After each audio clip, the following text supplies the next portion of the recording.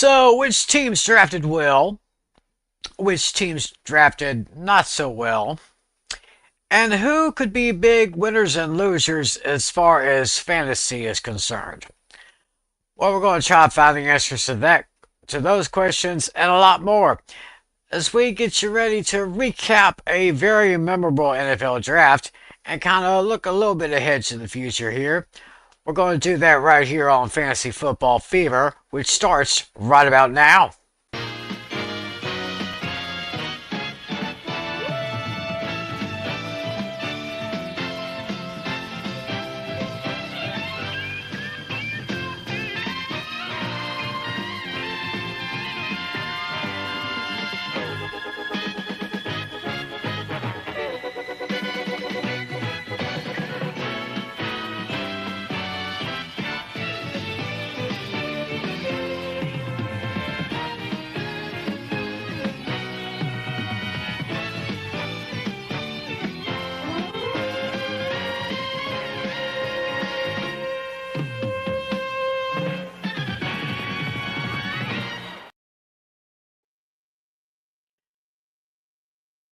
Well, hello everybody. Welcome to another edition of Fantasy Football Fever. It is Friday night, May 2nd, 2025. Welcome to the month of May, everyone.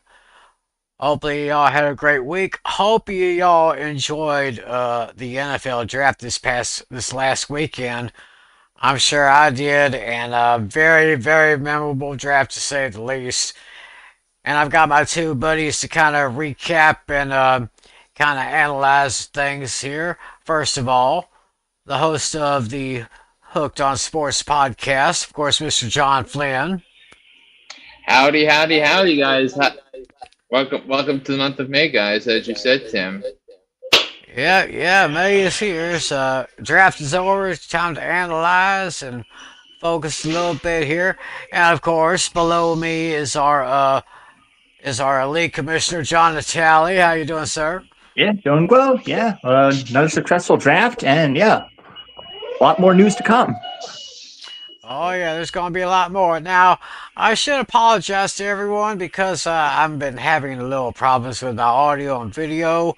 Kind of run part of the show on my laptop and the other part of my show on my Xbox One web browser. So I kind of work with both of those, but I can't seem to get both of them working in line at the same time. So if my voice and my video is a little bit off, please excuse me. But anyway, we are here to talk about the NFL draft and what all went down this past weekend in the city of Green Bay, Wisconsin. And I hear we got some rave reviews from Green Bay. In fact, kind of wish that I kind of wish our friend Alex Putnam would be available because he actually went to Green Bay for the draft. So, but I heard him with his show, the Both Is on the Sofas this past Monday. He kind of told us about his trip, and it sounded very interesting. So, I am going to start by maybe we'll just go round by round and kind of pick out some things here. Let's see if this will I, work thought- here. I kind of feel like we should do team by team because I think how the team's drafted really tells a good or paints a really good picture of everything. Mhm. Well, let's see here. Let me go to the ESPN draft page, and oh boy, this is going to be another eventful day with this equipment that I've got here. Trying to, I was trying to get to. Oh, there's the teams. Okay, so let's see if we can get this page up here. If I can get it up here. This station is Farallon Avenue. This is the train to Penn Station. The next Okay. station is Well, Hyde Park. My goodness, here we go. All right, I think I got the page that we can here we go. So we'll go ahead and share this page right here. Hopefully it'll be showing up on the screen anytime now. Yeah, if you're having trouble, I'm gonna get into my laptop if anything. Okay. And of course these teams going to be listed alphabetically, Okay, starting looks with like you got it. Oh, there it is. Yep, you got it. going to be listed alphabetically, starting with Arizona here. Let's see if I can expand this page a little bit. There we go. This is the train Maybe a little bit more. station. The next station here, New High Park. All right, here we go. So we're going to start with the Arizona Cardinals here. Looking at their picks here, they drafted Walter Nolan with the 16th overall pick, the defensive tackle out of Ole Miss. They had 7 picks in all. They did get their edge rusher, the corner, the offensive guard, the defensive tackle. The one glare I see here, they decided not to pick up a wide receiver here. So I guess looking at this list of 7 draftees for Arizona, Flynn, what do you make from this draft that Arizona had? I thought the Cardinals had one of the most underrated drafts of the entire league. And we discussed this 2 weeks ago when we talked about things to watch during the NFL draft. And we quietly mentioned the Arizona Cardinals at the end. So that's because the Cardinals were a team that was in the mix for the postseason until the last till week 16 where they lost on the road in Carolina. And they needed dudes on defense, and they needed to beef up the depth on their offensive line, and they did both of those things. And not only did they get one of the better defensive tackles in the draft, they got arguably the best pure corner in the draft in Will Johnson. If Will Johnson's medicals weren't red flags for other teams, then he would have gone in the first round. So the Cardinals got 2 of the top 20 players in the draft, and both I think are going to be instant impact players for this defense. All right. So they got their defensive tackle. They got 2 corners, an edge rusher, a linebacker. They got their offensive guard, Hayden Connor from Texas, and Katan Crawford from Nevada as their safety. So they did pretty well right there. Of course, they finished 8-9 last year, finished 3rd in the NFC West, but I could probably see Arizona maybe being a quiet contender in that division. Oh yeah, for sure. I think with the NFC North trying to beat each other up, there might be an opening for the NFC West to have 2 playoff teams this year.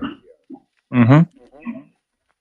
Could be a nice possibility there. Moving on to the Arizona Cardinals, they finished 8-9 last year and was ranked 2nd in the NFC South. And looking at their picks, they only had 5 this year.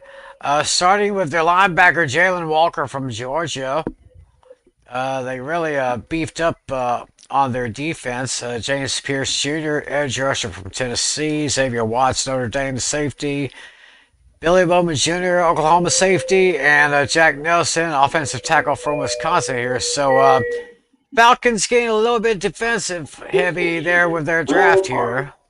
Yeah. At the expense of losing the first round pick for next year because they traded up from 38 to 26 to draft James Pierce Jr. And to be fair, that there were some mock drafts at this time last year that had James Pierce Jr. going in the top 10 of the draft, but Pierce Jr. fell all the way to 26. But the thing is, the Falcons. If that's the case, the Falcons better be good this year, or else Terry Fontenot is going to lose his job if he allows the Rams to draft their franchise quarterback. Mm-hmm. Yeah, so that is a very risky trade from Terry Fontenot, who So who I might honestly might be GMing for his job, because if you look at Terry Fontenot, this is his 5th year as the GM of the Falcons. 7-10, 7-10, 7-10, 8-9. That's his 5-4 season so far with Atlanta. Yeah, so it looks like it's going to be his year of reckoning coming up this season. So, yeah, I would tend to agree.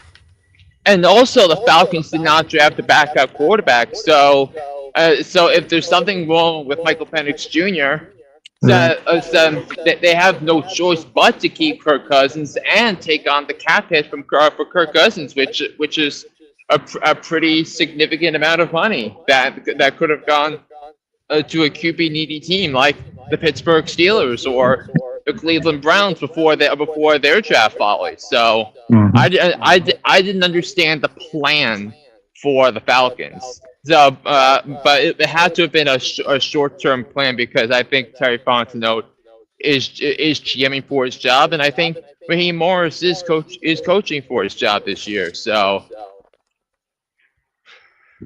yeah, it could be a grim situation. Maybe high risk, high reward, low risk, low reward.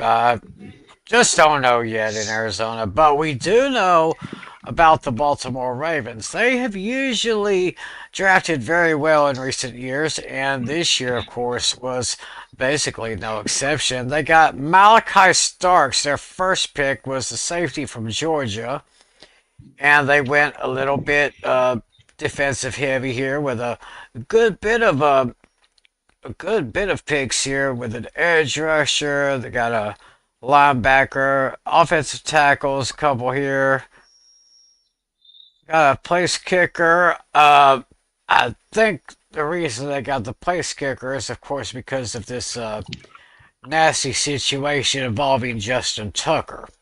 And looks like they went corner and offensive guard. So, well, it seems like Baltimore had another really decent draft there, Flynn.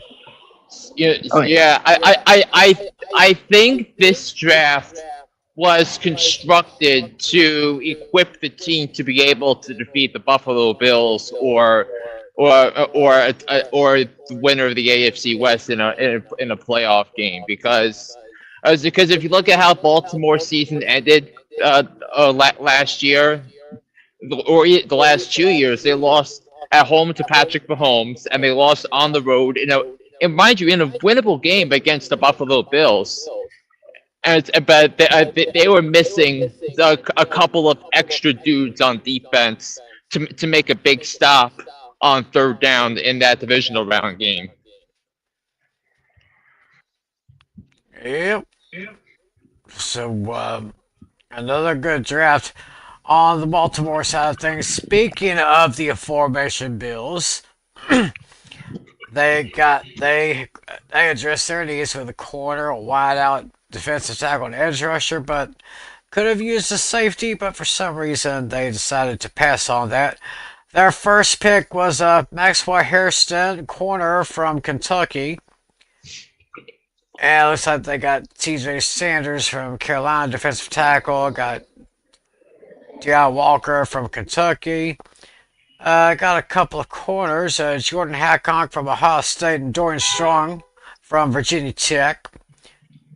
Got a tight end Jackson Hawes from Georgia Tech. Their last pick was Caden Prather from Maryland. Chase Lunt, Utah's offensive tackle. So it looks like Buffalo's draft seemed a little bit balanced to me, in my opinion. Yeah, it kind of felt a little underwhelming to me. Because I think Buffalo could have used someone else at the wide receiver position early on. But I want to find reasons to pick the Buffalo Bills to go to the Super Bowl, but I just can't right now. Right. Maybe win a playoff game or two again, but I thought it was a little underwhelming to me. Yeah, it could be a little bit of a foreshadowing, in my opinion, for when we do our five playoff teams in, five playoff teams out coming up later this summer. So that sounds like a little bit of foreshadowing there as far as the Bills are concerned. No, I Uh, mean, don't get me wrong. Don't get me wrong. The Bills are gonna be in the playoffs because they have the best quarterback and they have well, in the division. So it's not as if Buffalo is whether it's making or missing the playoffs, but by getting Josh Allen to the Super Bowl should be the goal and the standard. oh, oh, definitely.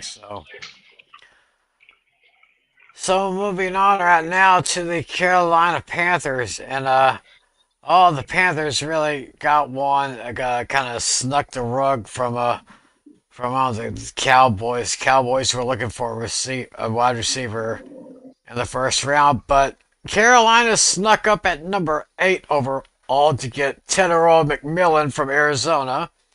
Meanwhile, they got a couple of edge rushers, Nick Scorton from Texas A&M and Princely Umamilin from Ole Miss.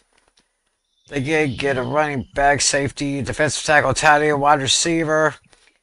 Uh, so Carolina, I was very, very impressed, even though I was slightly disappointed. They got McMillan. I'm impressed. So I guess that gives Bryce Young another good weapon that he can work with. Yeah, and notice how they mostly went defense there because the Carolina's defense was atrocious last year.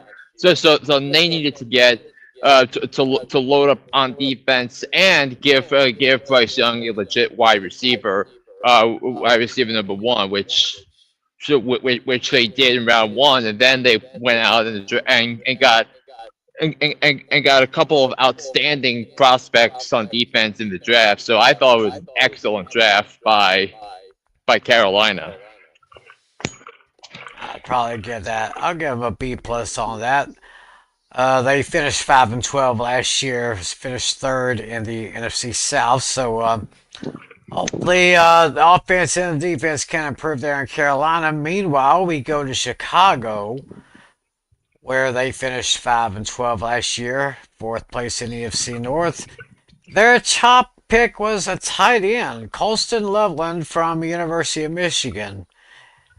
And looking back down at their other picks, they got a wide receiver from Missouri, Boston College offensive tackle, Shamar Turner from Texas A&M at defensive tackle, linebacker, quarterback, running back. So this kind of seemed a little bit another kind of a balanced draft for the Bears, even though they didn't quite address the edge rushing issue.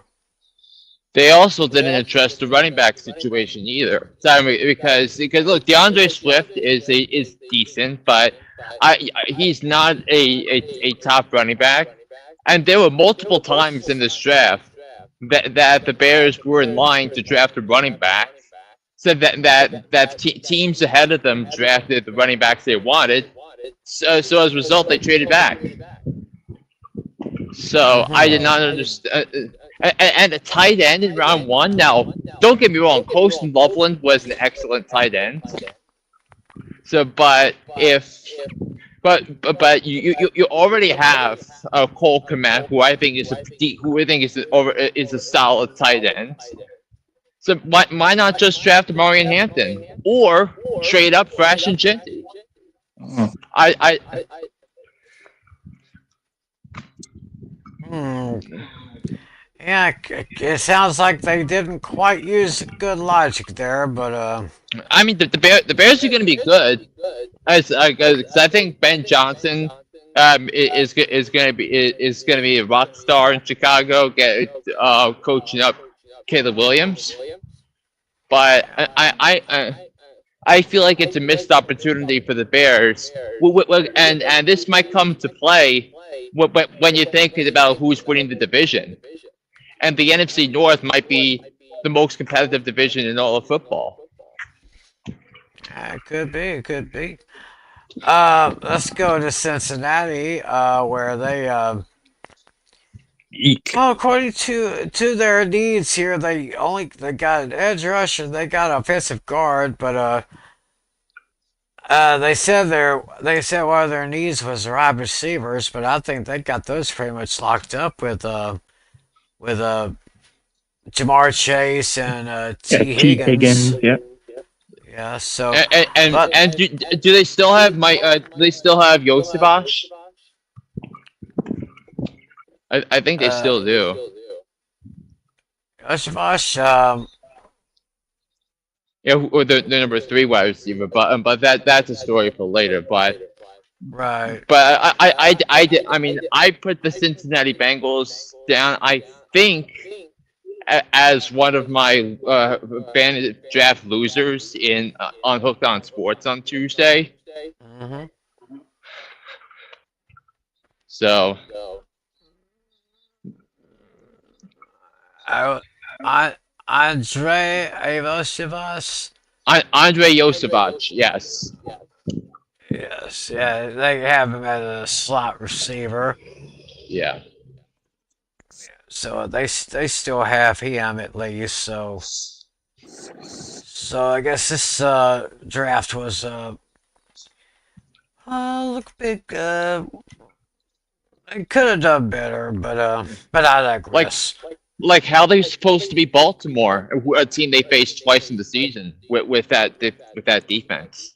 Mm-hmm. Right, true. The Cleveland Browns. Interesting here. Epic fail. Yes, I would have to agree. Play it, Defensive Tim. tackle.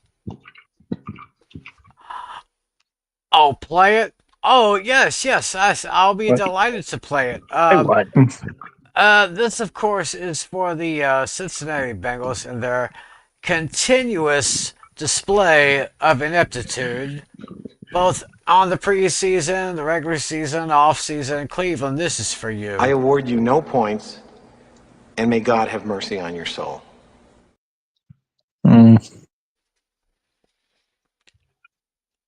That Cleveland Browns team is, I guess they're like the AFC answer of the Cowboys, I guess. I mean, but not too bad. So they did themselves a defensive tackle, linebacker, running back, tight end, quarterback, running back, and quarterback. Yeah. What the heck is this? There 2 quarterbacks and was, 2 running backs. Yes, and of course Where's the balance? the glaring issue right here, Shador Sanders from Colorado. He was supposed to be one of the top 10 picks taken off the board. He just free fell all the way into the 5th round. Can you say desperation? So I mean, it feels like it feels like the ownership forced the pick on the front office. I mean, did Paul DePodesta's computer have auto pick on it? Because that's kind of the way I think this draft went. Now the Browns drafted, and this takes away, unfortunately, from the Browns taking dudes the first with their first 3 or 4 picks. Like, because I think Quinshon Judkins should be a decent running back in this league. Mason Graham was the second best defensive player in this year's draft behind Abdul Carter. And I think he fits very well with what Jim Schwartz wants to do on defense, because to have someone who could stop the run. But then you draft Dylan Gabriel, and then you draft Dylan Sampson when you could have drafted Quinshon Judkins with value later on, and then to cap it off with Shador Sanders. I mean, of course you say, I award you no points, and may God have mercy on your soul. Yeah. Because it basically proves once again Yeah. once again, that the Cleveland Browns have absolutely no idea what they're doing. Yeah. I can only imagine what Drew Carey is thinking, the Cleveland super fan. Yeah, I mean, I'm looking at this, and Drew Carey I says the don't. price is wrong. The price is wrong. Yeah.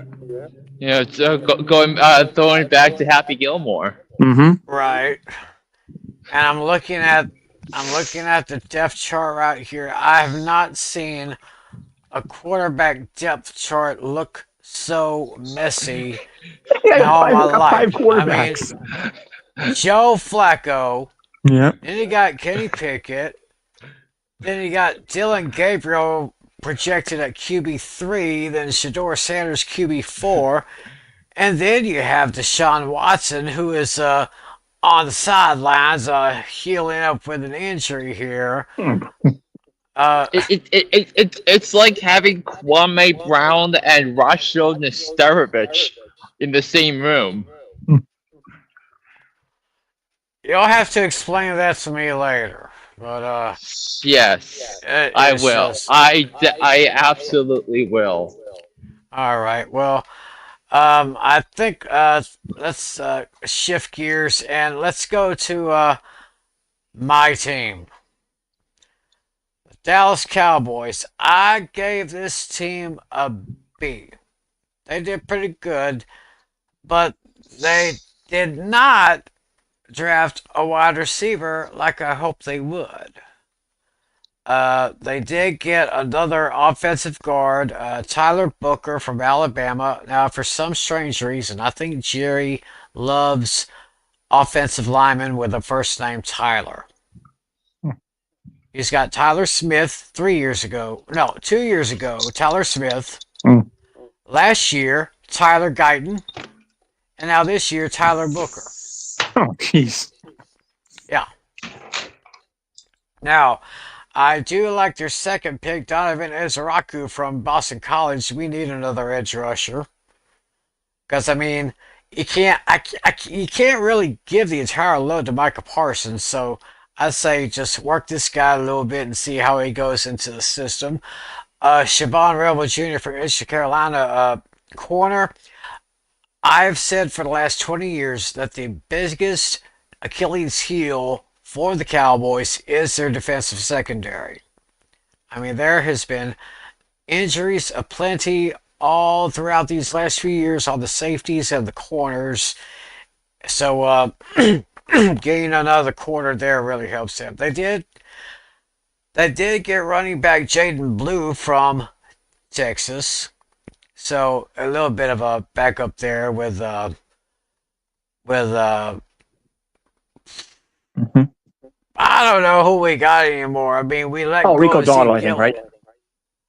Let go of Rico Dowdle. Let go of Zeke Elliott. I think Deuce Vaughn is still on the Cowboys roster.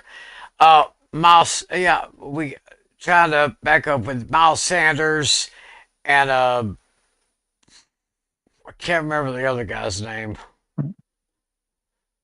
But it'll be interesting to see how the running game does this year.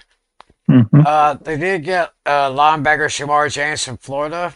We could use another one of those to line up, maybe possibly line up with Micah on that one. Offensive tackle Johnny Cornelius from Oregon. We could use another lineman because we lost Zach Martin, of course, announced his retirement earlier this year. We got a defensive tackle, Jay Toyer from UCLA. We got running back Phil Maffa from Clemson. And the final pick for the Cowboys was Tommy Akinbesto from Maryland. So, yeah, despite the fact that didn't really draft a wide receiver in this draft, I thought the Cowboys did fairly decent.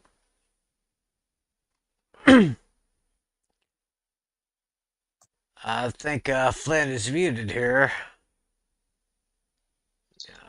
I mean, I didn't say anything, but I'm very curious why they didn't draft Bray Zabel with pick 12 if they wanted to go off interior offensive line there so because Tal Booker had a second round draft grade, yet the Cowboys rejected him first round. Now we got to give the Cowboys the benefit of the doubt here, because they have a strong track record of developing offensive linemen, and that's been the case for so long.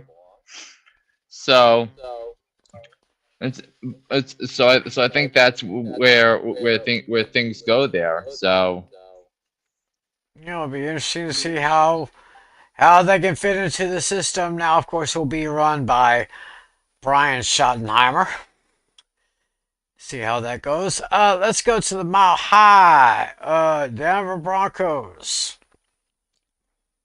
Looking at this list here, they did get running back, wide receiver, and tight end, but defensive tackle and center was not drafted by those guys. Looking at their picks here, corner Jahdae Barron from Texas, RJ Harvey, running back from Central Florida, wide receiver Pat Bryant from Illinois, a couple of edge rushers, Savion Jones, LSU, and Quay Robinson from Alabama.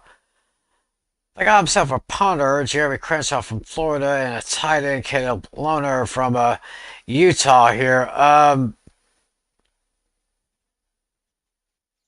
I'm not sure this draft was anything really to write home about. except that it ensured that the Broncos had the best defense in the AFC. So by drafting Jahdae Barron, it's have him play opposite Patrick Surtain. Is that the defensive line? The defensive line is outstanding. So I thought the Broncos did well to add dudes on defense. So while giving Bo Nix some more space to continue to develop and build upon his successes from year one, I thought that was a good draft by the Broncos. All right.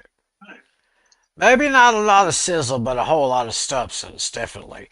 Let's go to Detroit, where let's look at the Lions picks here. Their first pick was defensive tackle Tyleik Williams from Ohio State. Got offensive guard Tate Ratledge from Georgia. Arkansas wide receiver Isaac T. Salah. Miles Frazier, LSU offensive guard. Edge rusher from Boise State Abed Hussein. Safety Dan Jackson from Georgia. They got another Bulldog, wide receiver Dominic Levitt. So Detroit, kind of bolstering up on both sides. I guess they were pretty good, except for those last few games last year. But they got a little bit of extra help here. Yes, yeah, but I didn't like the value of those picks though. That's concerning though from the Lions. All right. Staying in their division, Texas took at Green Bay Packers, and this one was like I said, I was hoping the Cowboys would get Matthew Golden from Texas or the other receiver from Texas, but this is going to be, I feel this will be a great weapon here for Jordan Love. Not only Golden, but Savion Williams, their third round pick from TCU. They got an offensive tackle, Anthony Belton from NC State. Edge rusher from Texas, Baron Sorrell. Colin Oliver, Oklahoma State linebacker. Warren Brinson, Georgia, defensive tackle. Micah Robinson, got him in a trade, corner from Tulane, and John Williams, offensive tackle from Cincinnati. So I could say maybe either this year or maybe next year, Matthew Golden could really plug into a starting position. Yeah, and Matthew Golden right now is WR1 in Green Bay. Oh, WR1 already. So. So that'll work out pretty good with Jordan Love and the rest of those boys in Green Bay. Let's slide on down the line here. Let's go to Houston here. Got a little wide receiver help with theirs. They picked number two, second round. That's right. Got Jaden Higgins, wide receiver from Iowa State. Got this Ariante Essery, Minnesota offensive tackle. Jalen Noel from Iowa State, wide receiver. Then they got a couple of guys from USC, corner Jalen Smith and running back Woody Marks. Penn State safety Jalen Reed, Florida quarterback Graham Burtz, Keontae Hamilton from Rutgers at defensive tackle, and tight end Luke Lecce from Iowa here. I'd say this was another good, decent draft class for Houston there. I mean, I'm very surprised an NFL team thought Graham Mertz was an NFL quarterback. I mean, it's because I saw Graham Mertz at Wisconsin. They were playing a game against Notre Dame, and he played one of the worst games I've ever seen a quarterback in a Power 5 school play. And then he kept in Florida, where he was pretty consistent. Though he did play better as the season went along, but I just don't think it was what the Texans needed to do to meet the expectations they have of the season. Okay, second team talking about right now from that division, the AFC South, Indianapolis Colts. Now here's another team that took a tight end, one of the best tight ends available, picked 14th overall, Tyler Warren from Penn State. Yeah, they definitely needed one. Yeah, Mo Alley Cox just isn't cutting it. Then they got themselves an edge rusher, corner, offensive tackle, running back, quarterback, defensive tackle, and safety. So, so there's going to have to be someone instead of. Wait a minute, is it? Correct me if I'm wrong. Danny Dimes is now in Indianapolis. Yeah, they have a quarterback competition with him and Anthony Richardson. Mm-hmm. I would not acknowledge Anthony Richardson if he's just gonna walk away from a situation. I don't want him. I mean, I mean, they should have cut him right then and there. Yeah, I mean that's. I mean, I don't want a player like that because you just can't do anything with Cannot him. play with him. Cannot win with him. Cannot coach with him. Can't do it. Yeah, so but we'll see what happens here with Indianapolis. The Jaguars had a very interesting draft class this year. Travis Hunter. Yeah, the trade up. Mm-hmm. The big trade up. That was a huge trade up. That was big. They got him listed as cornerback, but of course he could also play wide receiver as well. I think we need to before we go on, we need to start to talk about Travis Hunter as a player because Travis Hunter is like the NFL's version of Shohei Ohtani that he can play offense and defense. And he is pretty darn good at both positions. If you take out stamina, and then you factor in the how much value he brought and what he brought to the table at Colorado. So of course he was worthy of being selected the second or be one of the top picks in the draft. So so that's great. But then you basically are mortgaging the future because remember, this is a 34-year-old GM and this is a 39-year-old head coach who had concerns of So, remember, he was originally the coach, slated to be the coach of the Jaguars, but then he backed off because the owner didn't fire Trent Baalke when he had to. Then he backed out, said he was going back to Tampa Bay, and then when there was no general manager, he goes and takes Jag's job, and then they hired James Gladstone to be the GM, and right away he announces himself to be, and I know John Natale will recall this. He basically announced himself as the NFL's version of Brody Van Wagenen. Oh, yep. I definitely remember you mentioning that. So remember, he remember that the first big move he made was trading for Robinson Cano and then Win Diaz, and they gave up a top prospect, which luckily has not panned out for him. But that is a huge risk. And the Jaguars, if you look down, they basically reached on every other pick the rest of the draft. Oh yeah. Yeah, they're pretty much reaching there. So it'll be interesting to see how Jacksonville does this year. Let's talk about those Chiefs. They pretty much addressed all of their quarterback needs according to ESPN. Their first pick was actually traded down from 31 to 32, and they got Josh Simmons, offensive tackle from Ohio State. Of course, they were going to draft an offensive tackle with the first round pick.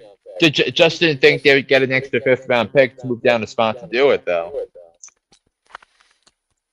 Yeah, they could use a little bit extra help on that offensive line. The defensive line got a little bit of help from Omar Norman Lott from Tennessee. They got got edge rusher Ashton Gillott from Louisville.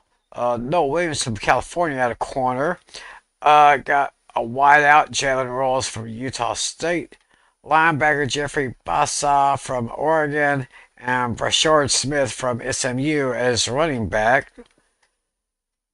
So maybe a couple of more good weapons for Patrick Mahomes and company there. And beef up the defense a little bit. Mm-hmm. So we'll see how well they can do if they can try to get back to the Super Bowl. Los Angeles Chargers, they were the ones who got in at number 22 and drafted running back Omarion Hampton from North Carolina. So they got him. Trey Harris, wide receiver from Ole Miss. Jamari Caldwell from Oregon, he's defensive tackle. Edge rusher Kyle Kennard from South Carolina. They got wide receiver Keandre Lambert-Smith from Auburn. Tight end Aronde Gadsden II from Syracuse. Got Pittsburgh offensive tackle Branson Taylor. R.J. Mickens from Clemson. And Trequezi Bridges from Florida. Both of those are safeties. I'd say decent. I mean, I'd say not really a lot of sizzle, but I guess pretty good substance, I guess. Mm-hmm. See if they can keep those boys in contention over in that crazy AFC West conference here. Mm-hmm. Let's go to the Rams. They got Terrence Ferguson with the 14th pick, round 2, tight end from Oregon. Now, Josiah Stewart, Michigan edge rusher, got the Jarquez Hunter, Auburn at running back, Ty Hamilton from Ohio State defensive tackle, Chris Paul Jr., Ole Miss linebacker, and University of Pittsburgh wide receiver Kanata Mumfield. I guess that's how you pronounce that name. So. Yeah, I think the Rams would have drafted Jackson Dart had the Giants not moved up and gotten him. Ah. And we're getting closer to talking about your guys. I'll be interested to hear about your guys' draft. But right Mm-hmm. now, let's go to Vegas, where probably the best running back on the board, Ashton Genty, went number Oh, six. and I think there should be one more point about the Rams. Is that the Yes. Rams got the Falcons' first round pick it's next year, so they have two first round picks. So they have a golden opportunity to draft their franchise quarterback of the future and the heir apparent to Matthew Stafford in the draft. I thought it was a great job by Les Snead taking care of that. Mm-hmm. Yeah, very good there. Okay, back over to Las Vegas, which got Ashton Genty, the running back from Boise State. They also got Jack Beck, the wide receiver from TCU. Iowa State's Darian Porter at corner. Got two offensive tackles, Caleb Rogers from Texas Tech and Charles Grant from William & Mary. Dante Thornton Jr., wideout from Tennessee. They got Tommy Mella from Montana State at wideout. Got a couple of defensive tackles. Tonka Hemingway. Okay, I think I already have a nickname for him. The big truck, right? Truck. Yeah. Tonka Truck Hemingway. Hmm. Defensive tackle from South Carolina. J.J. Pegues from Ole Miss. They did get another quarterback, Cam Miller from North Dakota State, and they get linebacker Cody Lindenberg from Minnesota. Now, correct me if I'm wrong, but I believe Derek Carr is the starter in Vegas. It's New Orleans now. Oh yeah, Derek Carr is in New Orleans. And I think I remember Gardner Minshew was in Vegas or is in Vegas. But yes, I could see a little bit of help out quarterback right there. So maybe the Raiders can contend with Kansas City and maybe Denver. I think the Chargers are kind of on a slow rise, maybe. But I digress. Let's go to Miami now. Let's see here. Their top pick was 13th overall, Kenneth Grant, defensive tackle from Michigan. Then they got offensive guard Jonah Savanier. I don't know if I can even pronounce the name. Savanea, I guess, from Arizona. Defensive tackle. They got defensive tackle, corner, safety. Pretty high on the defense here. Defensive tackle. They got running back. And the Dolphins did get my quarterback from Texas, Quinn Ewers. I mean, imagine if Quinn Ewers was on the transfer portal instead of be declaring for the draft. He would have been his prospects of the future would have been a lot brighter had he gone into the transfer portal this year. Yeah, might have, but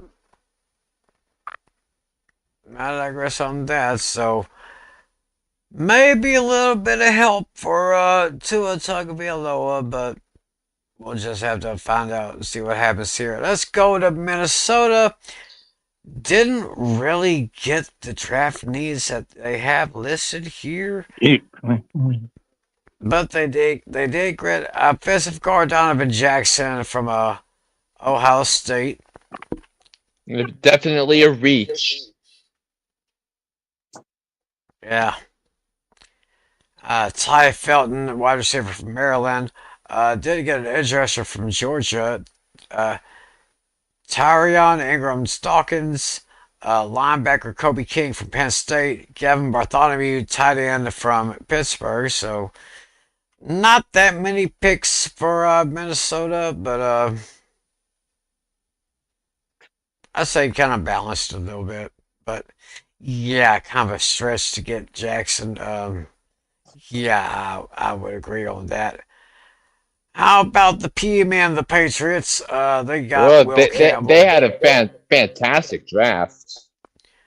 Fantastic draft and a whole lot here, a lot of trading here and there. Let's see here. One, two, three, four, five, six guys coming off of trades, moving up a little bit, and trying to get some good help with Derek May there. The running back Travion Henderson from Ohio State. Yeah, I think I know I may be kind of getting a little bit ahead of myself here, but I think Ramondre Stevenson may be on the downside a little this year. Yeah, yeah, fair enough. Yeah, just interesting to see how those guys take care of those Patriots here. Oh, and there's Mr. Irrelevant right at the bottom there. Mr. Irrelevant, Kobe Minor from Memphis, corner. So, well, who knows? We saw what happened to Brock Purdy. Mm-hmm. Who knows here? Over to the Big Easy. Let's go to New Orleans. Kelvin Banks Jr., offensive tackle from Texas, picked ninth overall. Uh, this one here has been kind of a head scratcher, kind of throughout the NFL world. Tyler Shook from Louisville at quarterback. Mm. I mean, there is a legit chance that Tyler Shough is going to be the Saints' Week 1 starter quarterback. Yes, because of the injury situation to the aforementioned Derek Carr. And Spencer Rattler isn't really cutting it though, which is a shame because I thought Spencer Rattler was going to be a sneaky good addition to the Saints because I think if you look at the body of work he did at South Carolina, and then not getting a chance to succeed, but what am I to believe? Right. I see. All right, boys. I want to Yes. hear your opinion. Yep, we're talking about the New York Football Giants. Oh, right, yes. All right, Natalia, I want to hear your takes first. Go ahead, Yeah, Natalia. Floor is yours. Yeah, I definitely liked what they did Abdul Carter. That was a good choice. Although I would have preferred Travis Hunter. I'm perfectly fine with Abdul Carter. He could easily pair up the line with Kayvon Thibodeau and Brian Burns. I think there'd be a great 1-2-3 punch there. Love that. And then the second pick, Jackson Dart. Love the trade up there. He'll be probably the new franchise quarterback one day. Yeah, let him sit in his first season and learn. Let Russell Wilson be his mentor. Russell Wilson's one of the best quarterbacks in the league when healthy. So yeah. I think Russell Wilson will be the perfect mentor. And yeah, maybe he can learn a little bit from Winston also. Darius Alexander, defensive tackle. I like the fit there. Yeah. You can never have too much defense. Defense wins games. But yeah, this number 4 pick. I actually like this. I didn't think they needed running backs at first, but when I read his scouting report, he's basically another version of Christian McCaffrey. Beef those two up together. Scadaboo, Tyrone Tracy, you got a solid 1-2 punch there. While still keeping Singletary as your maybe third down back. Some carries here and there. Yeah, Marcus Embo. Yeah. Flynn had his doubts that he was going to still be on the board, but it was still there. I mean, because if you remember, the Giants gave a pick 99 to go up and get Dart, and like they were torn between both of them. At pick 105, that if they did not draft Scadaboo with their 4th round pick, they definitely would have drafted Bo from Purdue. But you know what's interesting? So the Giants are one of 3 teams to draft 5 or more top 100 prospects. Oh The yeah. Browns, the hmm Browns is one, which is crazy to believe, but Shador Sanders was a top 100 prospect, so hmm that's that. The other team we'll get into, which we'll get into later, is Seattle. No other team picked as many top 100 prospects as they did. hmm And of course Abdul Carter was to me was always the best player in the draft. Um, and so then you trade up for Dart. I wanted Dart over Sanders, Yes. and I think he's the type of quarterback. Remember that this is what you brought Brian Dable in for to go in and get a raw quarterback prospect and turn him into a star. He did that with Josh Allen in Buffalo, and his other body of work in other positions where he was an assistant, whether it was with the Patriots, whether it was that one year where he was the OC at Alabama under Nick Saban. Of course, the Alabama won the national championship that year during that incredible comeback against Georgia, which capped off by Tua throwing that game-winning touchdown to Devontae Smith at the end of that game. So you have that. Darius Alexander is a big one because the Giants have been in the bottom quadrant of run defense in each of the last 4 years, so they really, really needed to find some interior defensive line help to back up Dexter Lawrence on Mhm. that. I mean, Cam Scadaboo and Tyrone Tracy. That duo was going to remind me so much of Brandon Jacobs and Ahmad And Mark Bradshaw. Bradshaw. Valley. Yes. Yes. I'm very pumped for that. And then they got Marcus Bowe, who is capable of playing all 5 positions on the offensive line. So he could very well be another version of Trey Smith, the right guard for the Chiefs on that front. And then you also can't forget about Thomas Fedone, the second, who they got with their 7th round pick. If you scroll down, Timmy, just a little bit. Yeah, that's the only one I'm a little iffy about because what are they going to do with Theo Johnson? Give him a fair chance. Come on. I think this is that I think the Giants are cutting loose with Bellinger after next year. So I think that was that pick. I think they're going to cut Mazurek. I think Mazurik's going to get cut first though before Bellinger. Chris Mazurek, I think, is his name. Manhurts. Yeah, him.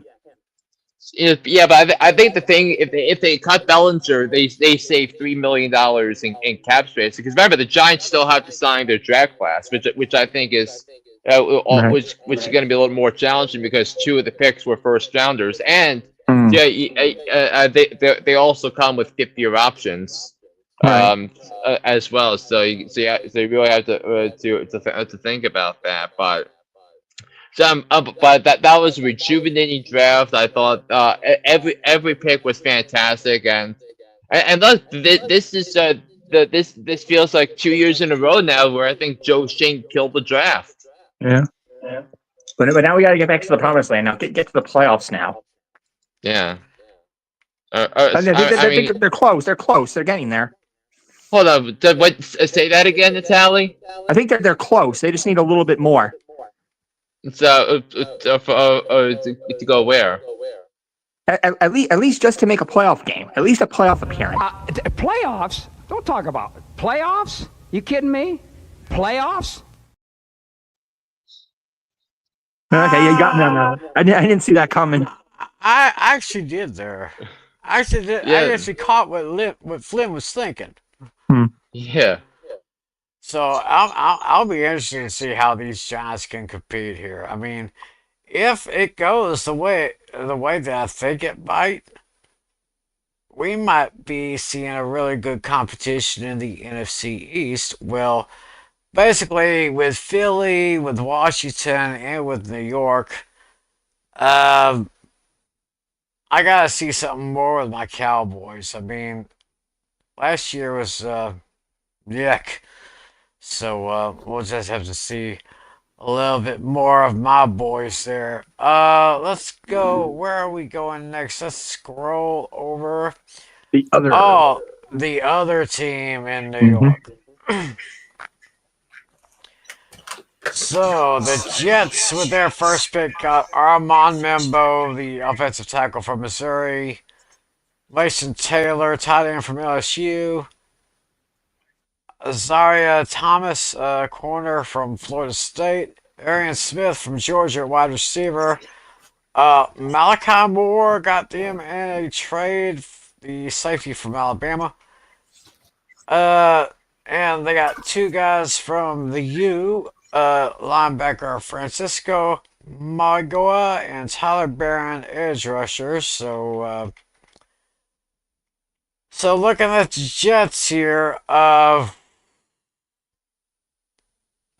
Yeah, they did pretty well. I think a little bit better than I thought they would. I wouldn't say much better, All but right. I guess they did okay. Yeah. I think Flynn is Phone's frozen. frozen. I Yeah. guess I think he was transferring over to his laptop. I think, or if I'm not mistaken, or Yeah, he was holding something. He was pulling something out of the bag, and then there he goes. right here he comes. There he is. So we're just looking at the Jets draft picks here. Yeah, I quietly think the Jets did the right thing here. I was going with the tackle at 7. Because I think that the Jets seriously needed to fix their offensive line, which I think has been the root of most of their problems over the last few years. Because remember, Aaron Glenn comes over from Detroit. He saw firsthand what the rebuild was like in Detroit, and Detroit, and the first year of their rebuild, they had the 7th pick of their draft, and they selected as a guy named Penei Sewell. Does that ring a bell to you guys? Mm, Not not It's really. really. all pro. It's a all pro by tackle the last 2 years.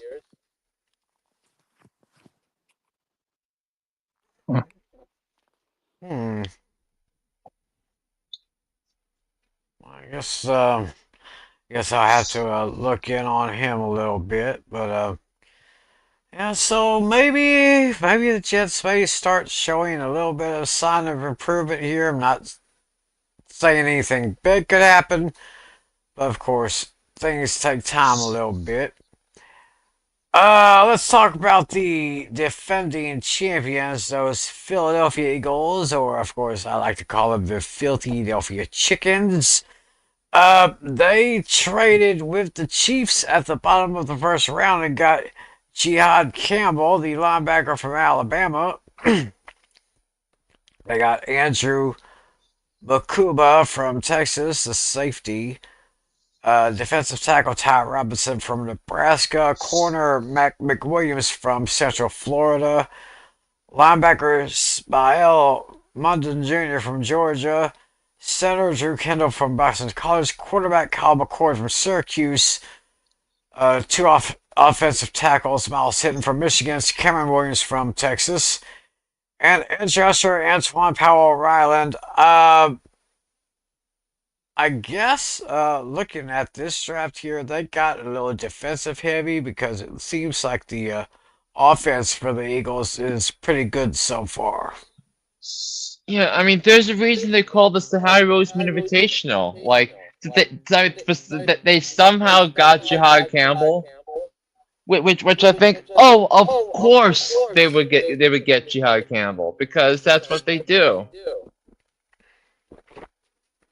I was just, yeah, going into this draft, I was just wondering what Howie Rosen would do for an encore because he just totally killed it last year. Yeah, I mean, and the year before that, and the year before that, and the year before that, and that's why they won the Super Bowl. Building up their players, that's what good teams do. Yeah, and they have and they're in line for at least 3 more comp picks in rounds 3, 4, and 5 respectively next year. Something else to look at with the Eagles. Now we're going to go across the state of Pennsylvania, look at the Steelers, which, in my opinion, was uh,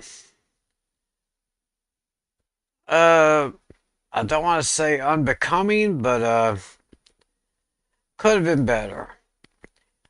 Got Derek Harmon with their first pick, number 21, from the defensive tackle from Oregon. Caleb Johnson, a running back from Iowa. Edge rusher Jack Sawyer from Ohio State.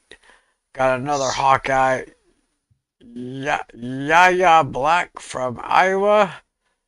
Uh, got a quarterback, Will Howard from Ohio State.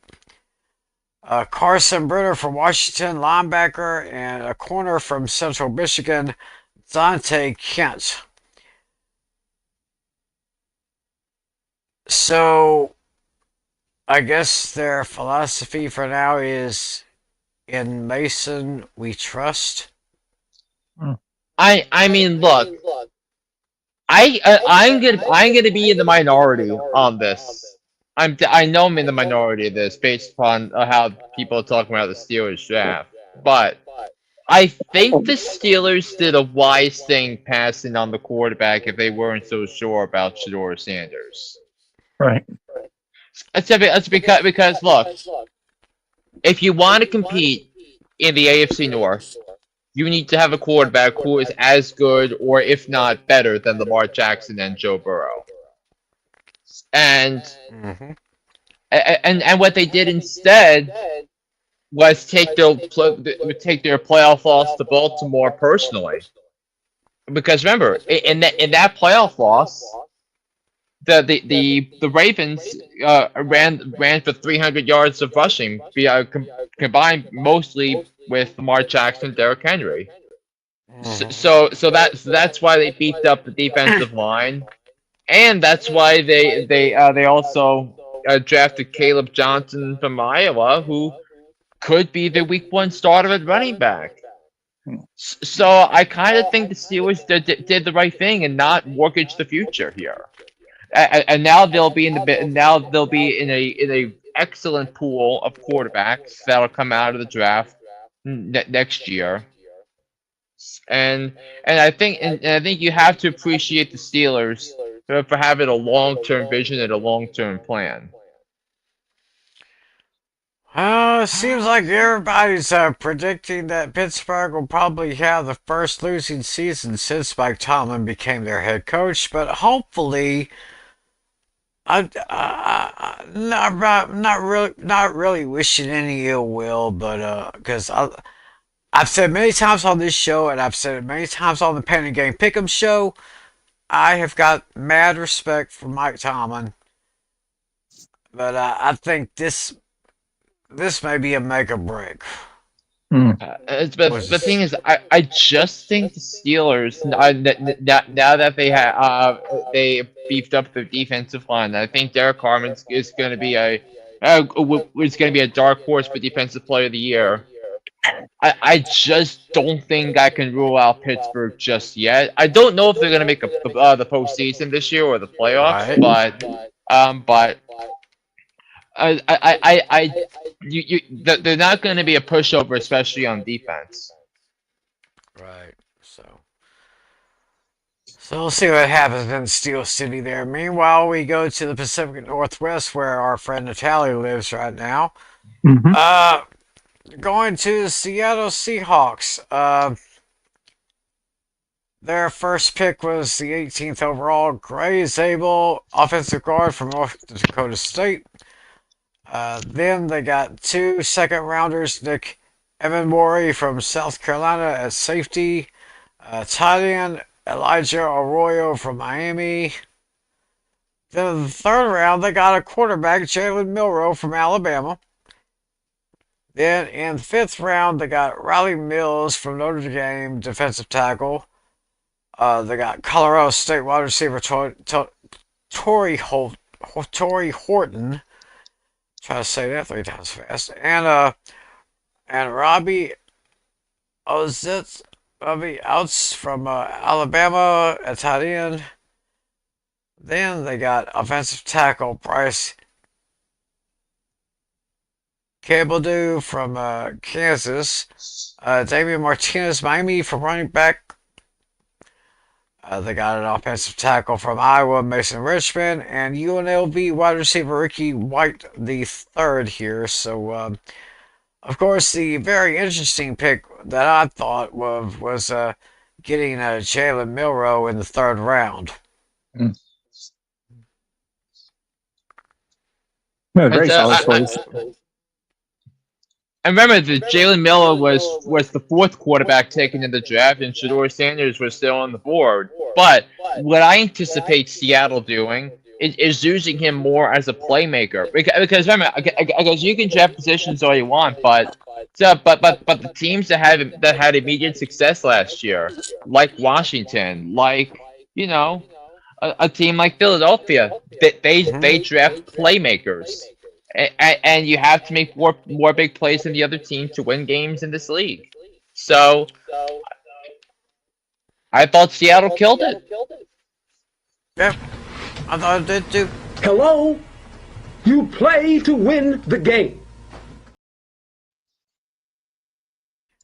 Yeah, that's right, Coach. That's right. So Seattle did pretty well there. Let's go to San Francisco. Their arch rivals in the NFC West. Seattle, with the 11th pick, took Michael Williams from Georgia, their edge rusher. They got second round Alfred Collins, defensive tackle from Texas. 2 third-round picks, Nick Martin from Oklahoma State at linebacker, and corner Upton Stout from Western Kentucky. Then in the 4th round, they got C.J. West, defensive tackle from Indiana, and Jordan Watkins, wide receiver from Ole Miss. 2 fifth-round picks, Jordan James, Oregon running back. Marquez Sigel from Kansas State at safety. And then rounding out their draft, 3 seventh-rounders, Curtis Rourke, quarterback from Indiana. Offensive guard Connor Colby from Iowa, and Junior Bergen from Montana, wide receivers. So I guess looks like San Francisco decided to go a little bit defense heavy here as well, as I think Flint's trying to reset. I think. So. Well, so it looks like they got edge, defensive tackle, linebacker, corner, defensive tackle, safety. So I got a little bit heavy on the defensive side than on the offensive side. Looking at their draft needs, they really didn't get an offensive tackle or a center, but they did address the corners and the edge rushers as well as their defensive tackles there.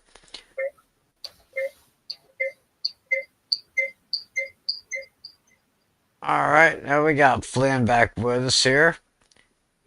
Hey Flynn, what about the Niners draft picks? I thought they got a little bit more on the defense rather than on the offense. Yeah, but I still think San Francisco has some major holes on that defense, especially when you look at their secondary. Wow.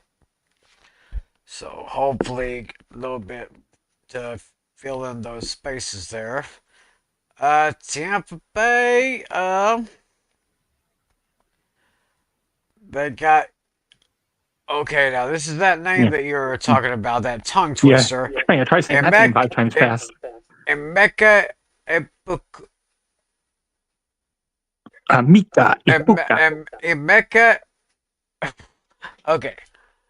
We're going to be filling with this all season long here.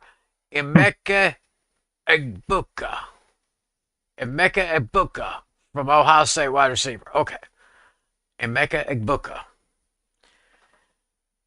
And then moving on, you got Ben Morrison from the second round, corner from Notre Dame. They got another corner from Kansas State, Jacob Parrish.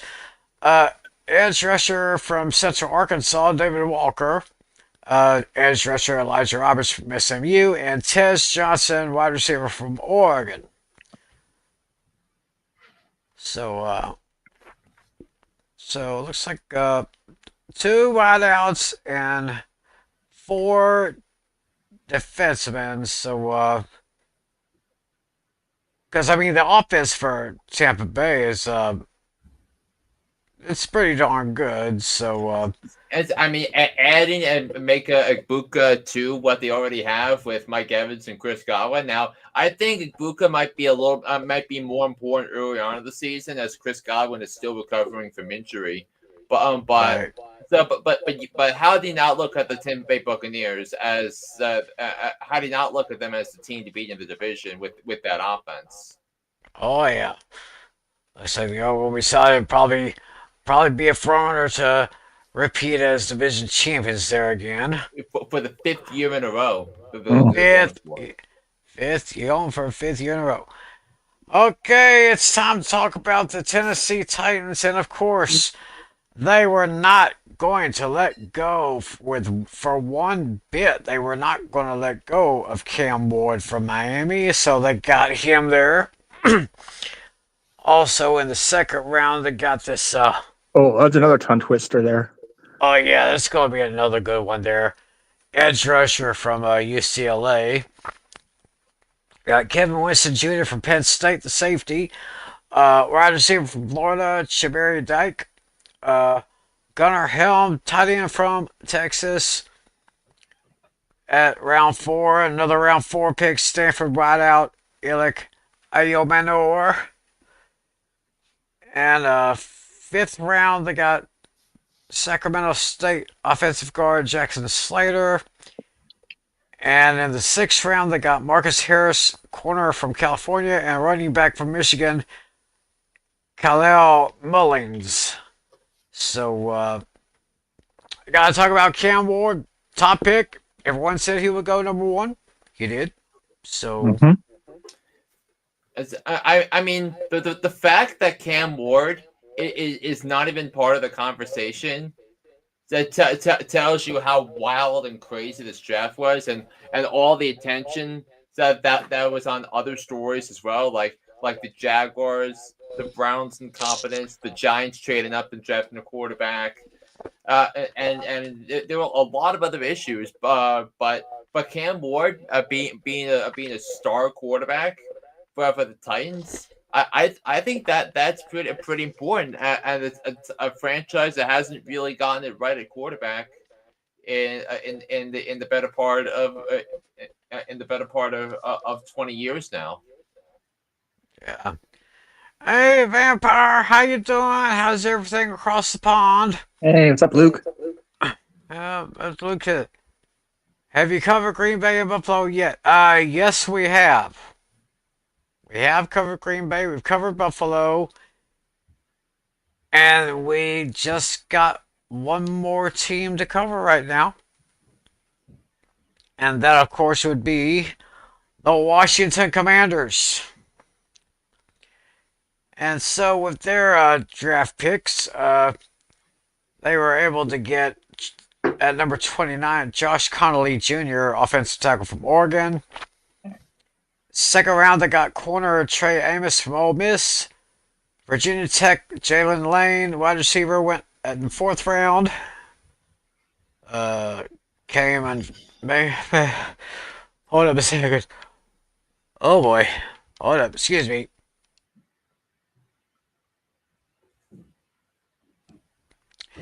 Sorry, people. I thought I felt a sneeze going on.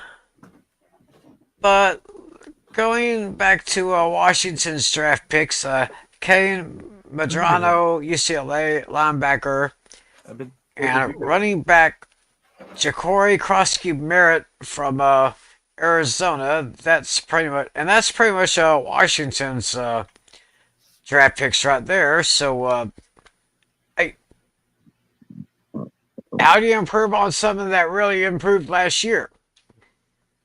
Oh, good question. Yeah, good question.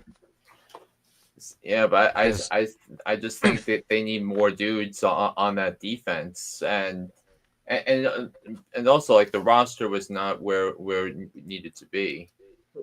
So for the NFC Championship game against Philly. Right. Yeah, that was a bad one out there. So that's pretty much the looks at all the 32 teams in the NFL draft. So I guess we will stop sharing that there, and now we will go over to. Oh yes, let's do some trivia before we take a look at some winners and losers here. So I came up with one a couple of days ago. Yep. I got one. I have one as well. But yeah, you go first. I mean, you're the one who mentioned you had one first. So Okay, this question has to do more with undrafted free agents. Very interesting one here. Let's see if we got see if I can this one. Here we go. In the history of the National Football League, there has only been one undrafted free agent quarterback to start a Super Bowl.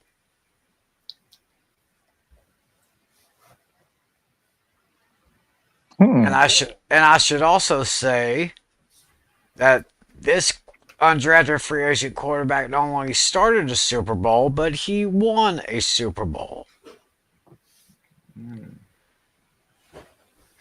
So the obvious question is, who is he?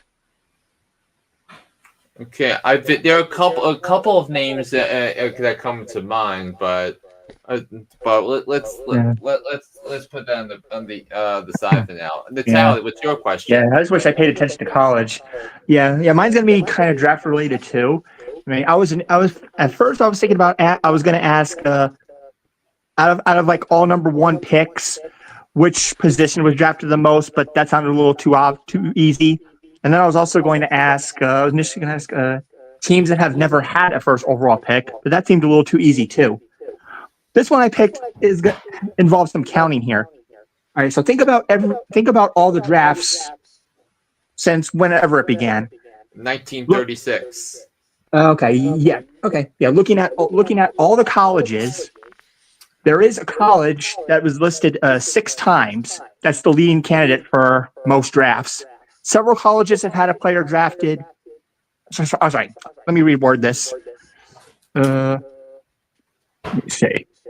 So basically what I'm saying is which college has had the most number one picks for the NFL draft? Several colleges have had 5, but there's one college that's had 6.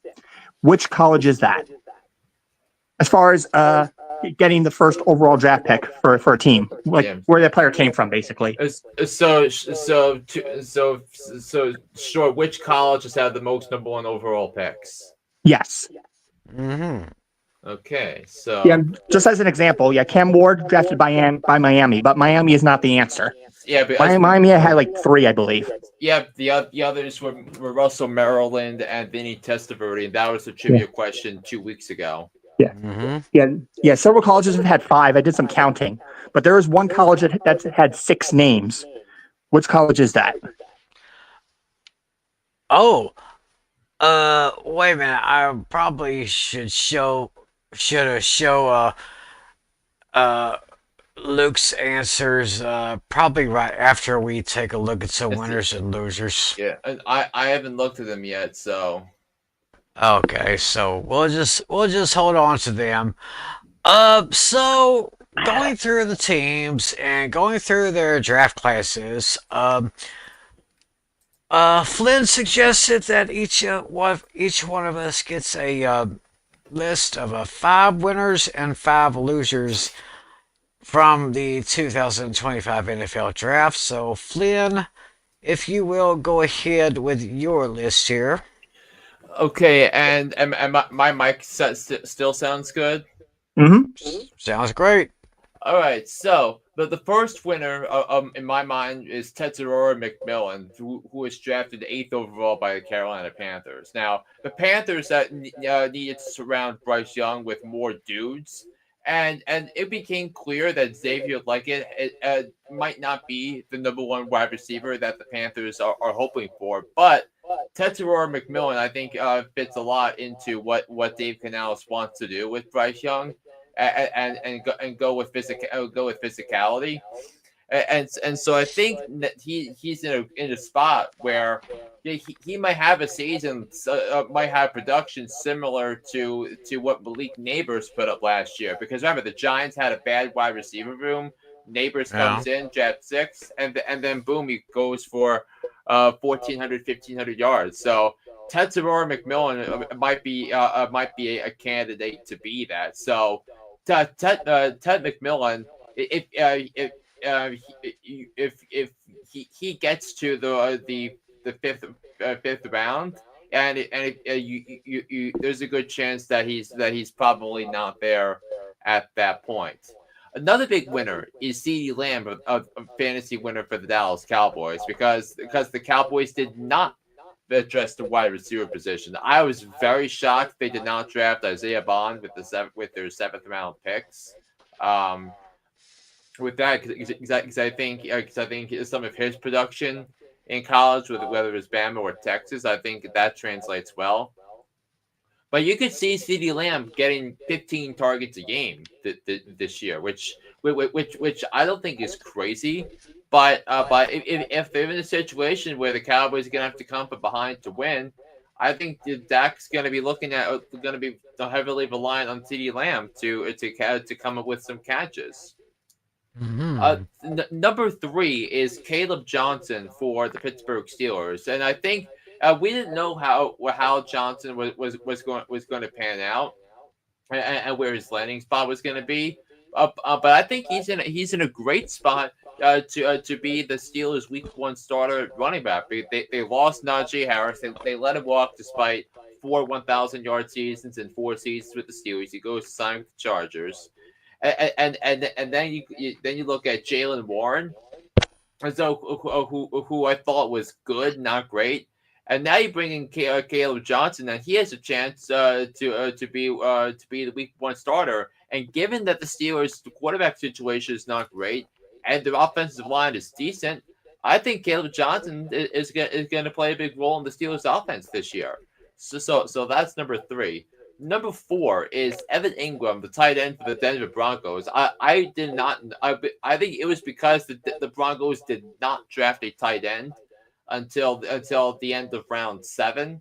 So Evan Ingram is going to remain a top commodity in the draft, and someone that you should probably be taken. Whether it's by pick 100 in your fantasy draft. So, and Evan Ingram, I think, is going to have a big year with the Denver Broncos, and then Baker Mayfield with the Tampa Bay Buccaneers. Adding Emeka Egbuka to what they already have, and given how good he's been, and he's gotten better and better each season since Sean McVay resurrected his career that one time with the Rams. And now you add Egbuka to Evans, Godwin, and Jalen McMillan. That's some good stuff right there. And then my fantasy losers, I look at the first one is all Browns skill players except for David Njoku. Think about that for a second. All Browns skill players, quarterback, running back, wide receiver, tight end, except for the tight end.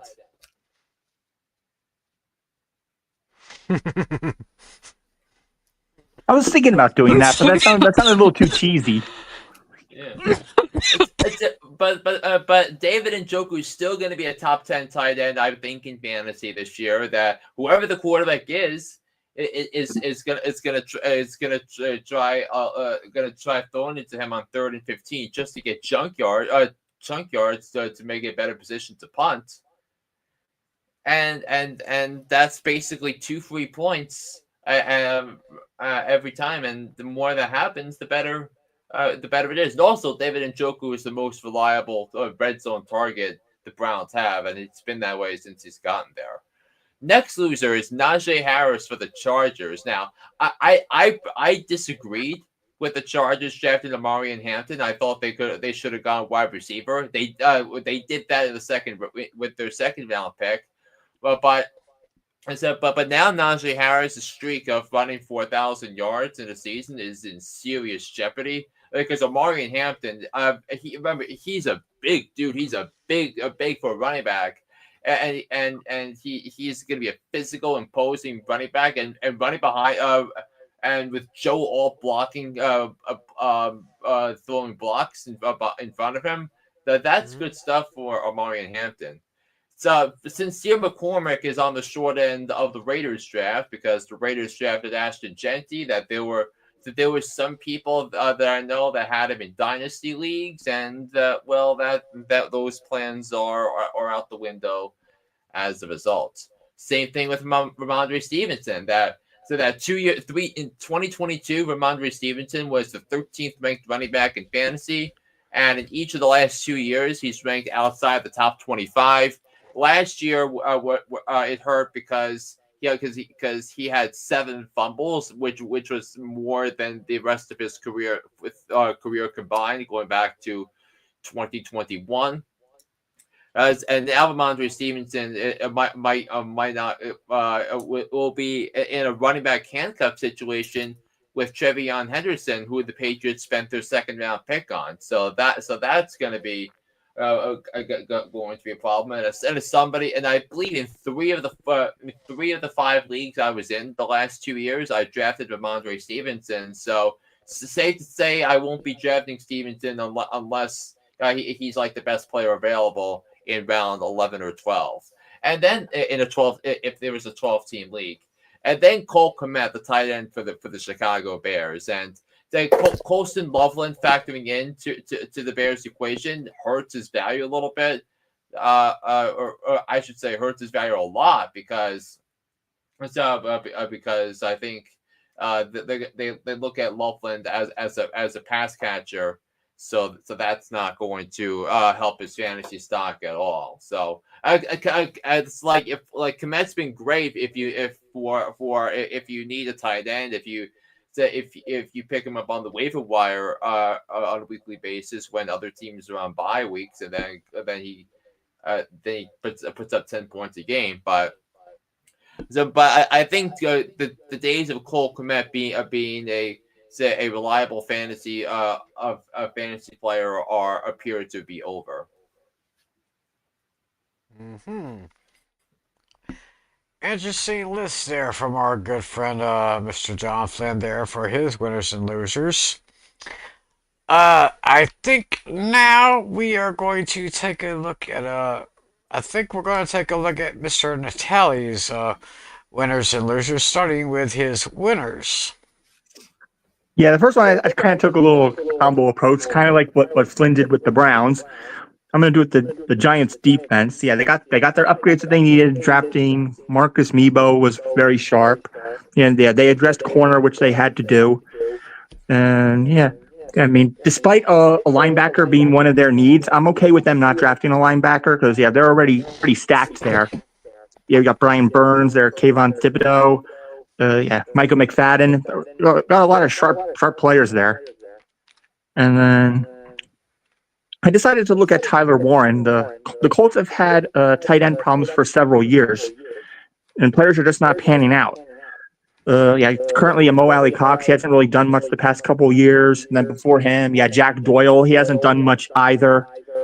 I think they're finally getting a fresh face here, and I like the fit here with Tyler Warren.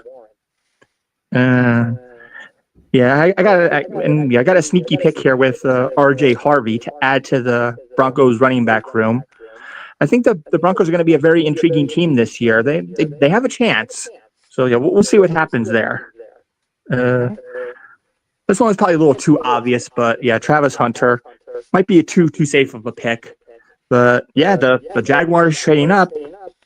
That receiving room needs work. Their defense needs work. So Jaguars fit the boat here. I don't think they've really done. And they might be contenders. I don't know for sure if I would put them in my playoff or no playoff thing yet. Haven't decided on that yet, but we'll see. They are better, but are they better enough? That's the big question. And yeah, I'm also with Flynn on the Tatoria McMillan. Yeah, that was the if you put Travis Hunter aside, he was the first wide receiver off the board, pure wide receiver. And the Panthers definitely need help there. With Mr. Hooked on a Thielen potentially retiring, he might be the perfect replacement here.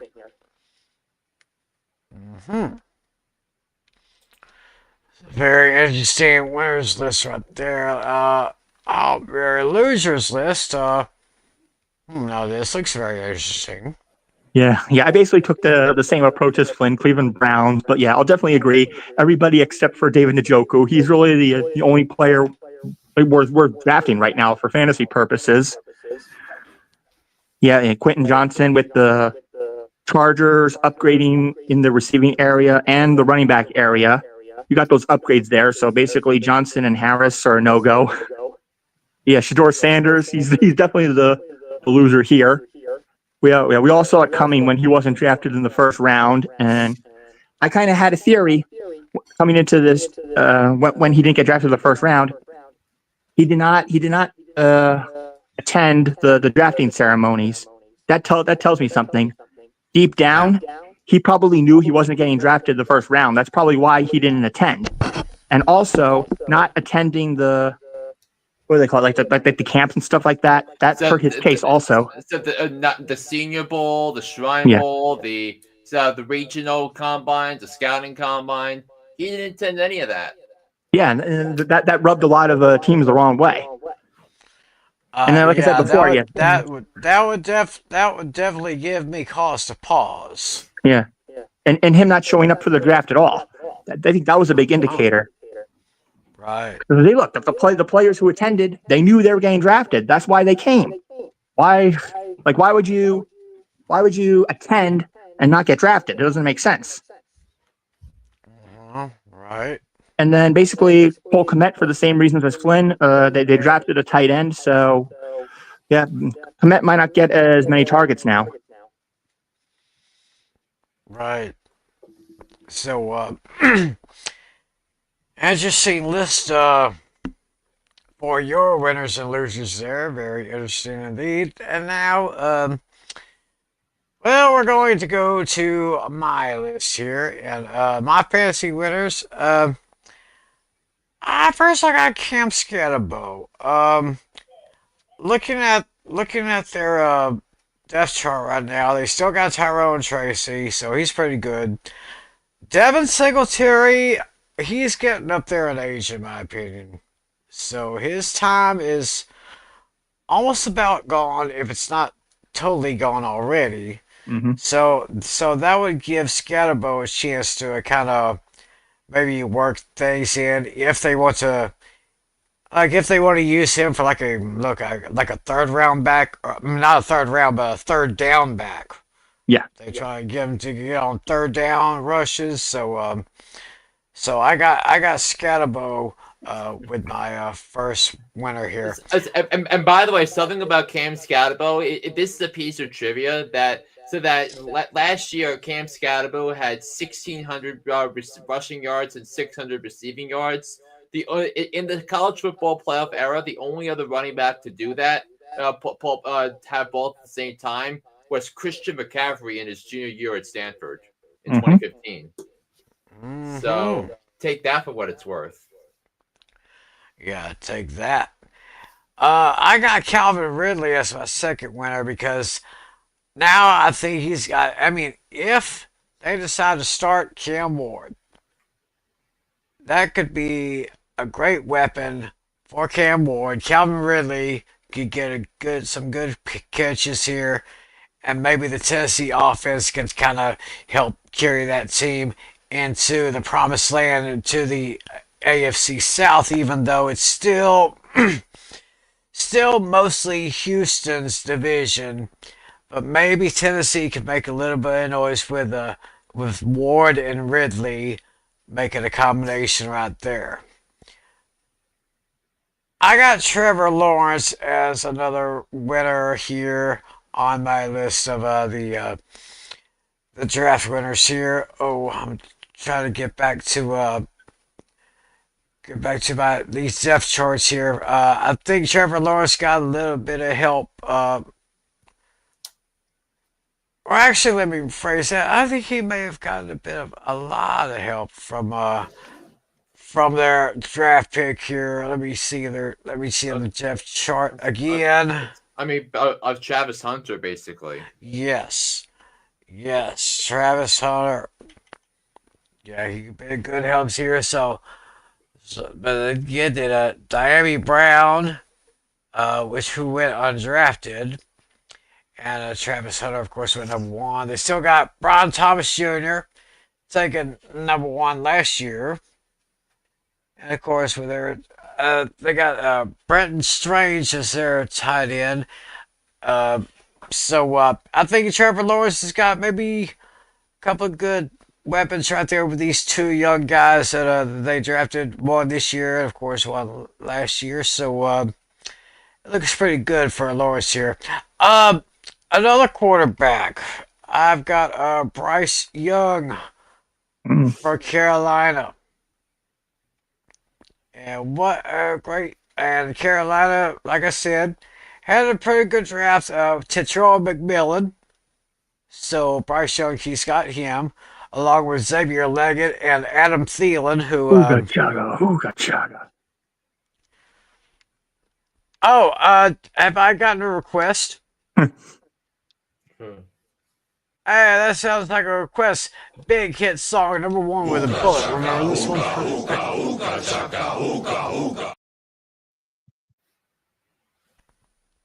Oh, yeah.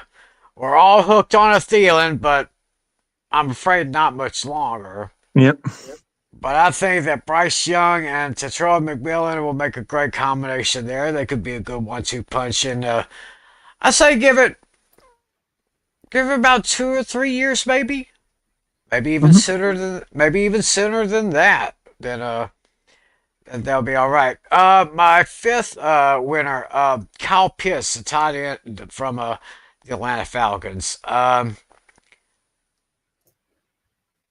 be perfectly honest with you, I don't really see Kirk Cousins being in the NFL much longer. Not even maybe with the Atlanta Falcons. I mean, Michael Penix Jr. came in late last year when Kirk Cousins went down. I mean, it'll be amazing if Kirk Cousins can stay healthy. Mm-hmm. I mean, he's kind of getting up there. So, but Post will have Michael Penix Jr. And of course, he could be a kind of a blocker for Bijan Robinson from Texas. So basically, that is my my list for my fantasy winners for this year. Now to go over to the other side of the coin and my losers, and I just mentioned Kirk Cousins. It'll be like I said, I'll be surprised if he can stay healthy this year. But if he goes down, at least you got a young second-year quarterback in Michael Penix Jr., so he can pretty much do the job if Cousins falls on the wayside. Oh, excuse me. Jalen McMillan is my number two. Chris Godwin, he's recovering from an injury, but he should be back, no problem. Mike Evans is still there, and let's see. Let me look at that depth chart again for the Bucks here. Remember, Jalen McMillan came up huge down the stretch of the season for the Bucks. Yeah, that was down the stretch when Godwin was down with that injury. So with Godwin coming in, and then the drafting Igbokwe as well. yes, absolutely. Get him. Looks like they got him as a slot receiver right now, according to this depth chart here. And of course, Cade Otton. Now, This tight end, Kate Otten, he doesn't have any sizzle, but he does have some substance. So that pretty much works well with them. So my third loser is Tank Dell, the wide receiver for Houston. Uh, I think, if I'm not mistaken, we went through them and drafted a they drafted three couple of young receivers. Got Jaden Higgins in the second round. Got Jalen Noel in the third round. And of course, they got Nico Collins and John Michie the third. Christian Kirk in slot. And so am I looking at the right one? Yeah, Tank Dell. And Tank Dell is still I think he still has an injury if I'm not mistaken. So that could be a huge concern with the Texans if he can't really recover quite quickly. Uh I have Travis Etienne from the Jaguars as my number four loser here. Let me look up Jacksonville. Of course, Jacksonville. Hey, what can we say with that draft here? Getting Travis Hunter again, so he'll be a slot receiver. Uh, they brought in Ashul Tutin, fourth round. They got him at running back 3 right now. So looks like Trevor Lawrence is going to have a lot of work on his arm. They still got Brian Thomas, got Dommy Brown, so they got Burton Stranger. So I'm probably seeing Etienne's numbers kind of going down. They'll probably air it out this year more than they'll run the ball. And my fifth one is Tyrone Tracy. Of course, you talked about Cam Scatterbo. I think he may get a few more carries, but I kind of found it interesting that you compared Tyrone Tracy and Cam Scatterbo to um, what was that twosome that y'all were mentioning earlier from the Giants? Scatterboo to McCaffrey, similar like styles of play. I compared him to Brandon Jacobs and Ahmad Bradshaw. Oh, yeah. Gotcha. Brandon I Jacobs and Ahmad Bradshaw. And both running backs were on both championship teams in my lifetime. Mm-hmm. Oh yeah. You were mentioning Giants duos. I was thinking more of like Tiki Barber and Ron Dane. Oh yeah, that was another solid duo. I remember that. But the thing was that they played on different teams, though. Oh. That Rondé Barber was with Tampa, and then Tiki was with the Giants. No, he said I was- Ron Dane. Tiki Barber and Ron Dane. Yeah, I was thinking of Tiki Barber, and Ron Dane. Yeah, Thunder and Lightning, what they called him. Hmm. Yeah. So Tyrone Tracy's numbers may go down, but who knows? I digress. We'll see what the duo of Joe Shane and Brian Dayball do over in New York. So I'll be kind of having my eye on the Giants a little bit. I mean, we know Philly's good. We know Washington has been great. I'm going to be taking a look at the Giants this year. So and by this, one of the best over/under bets in terms of win-loss that I'm seeing. The Giants the Giants over/under this year right now is 5.5, and I really like the over right now because I think the Giants are going to be a better team than people think. Now I'm not screaming playoffs or postseason just yet. Right. I need to see it to believe it. The Giants do not have an easy schedule because they have to play the AFC West and the NFC North, in addition to playing their conference's two semifinalists twice, in Washington and Philly. So definitely not an easy schedule, but. Yeah. Well, a lot of great talk here about, as I said, one of the most memorable NFL drafts we've had in recent years. So, I guess with that, we'll go back and see if we can find some answers to our trivia questions for this week. And of course, starting with my question.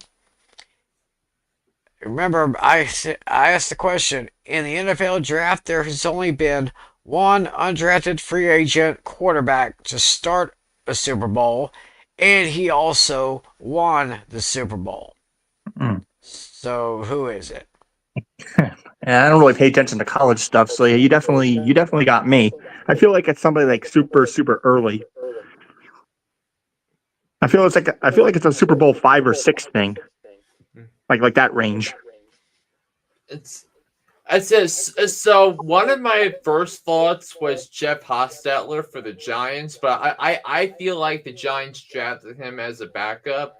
I'm gonna try to make a guess because I think it was part of one of the more one of the great underdog sports stories. I think he played in the Arena Football League before he got drafted. Before he signed with an NFL team. So I'm gonna try Kurt Warner. Warner. Okay, so Natalia's thinking somewhere like Super Bowl 4, 5, or 6, which Yeah, was one of the way back. earlier ones. Yeah. Flynn goes with Kurt Warner. Hmm. Vampire Luke says Kurt Warner. Well, gentlemen, they did do a movie about him called American Underdog. It was Kurt Warner. Oh, wow. Yep, it was Kurt Warner. It was 2000 against the Tennessee Titans Super Bowl. Who was the starting quarterback of that team that got hurt before that season started? So, I'm blanking on that name. Wait, you talking about the Who? Giant season? The Rams in The '99. Rams. Oh, no, I'm not sure. The Rams in '99. Let me look that up a little Yeah, so bit. I'll look that up too. Yeah.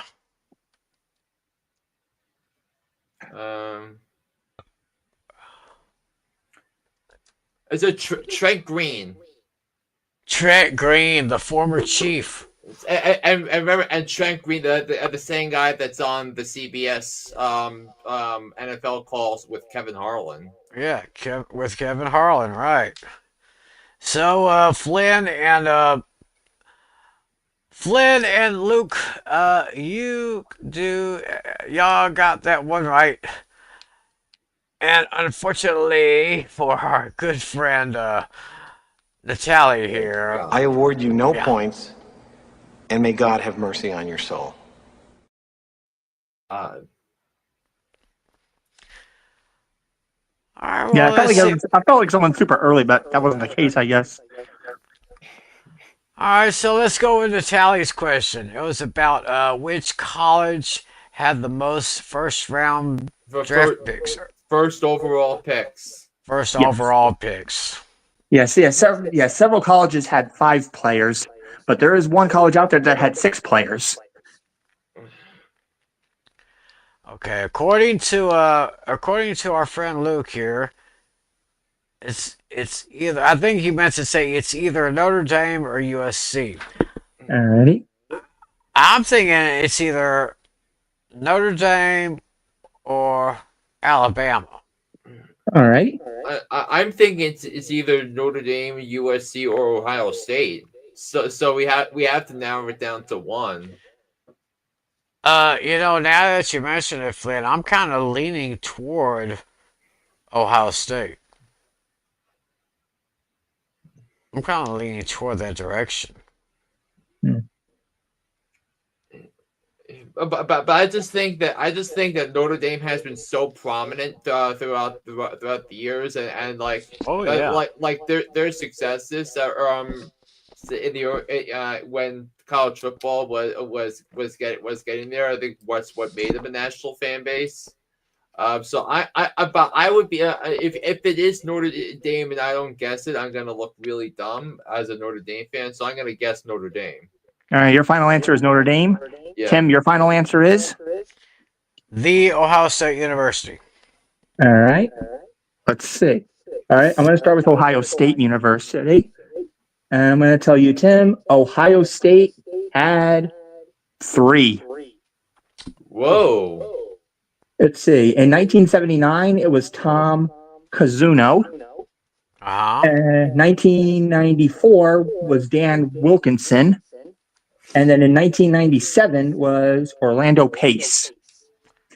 All right. I The remember left- Orlando the Pace. left tackle for the Rams in the Mhm. in the greatest show on turf.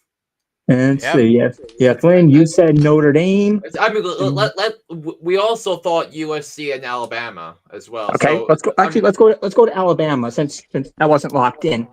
Alabama had 2, Oh. just 2. In 1948, Harry Gilmer, and then the very recent one you probably know, 2023, Bryce Young. Mhm.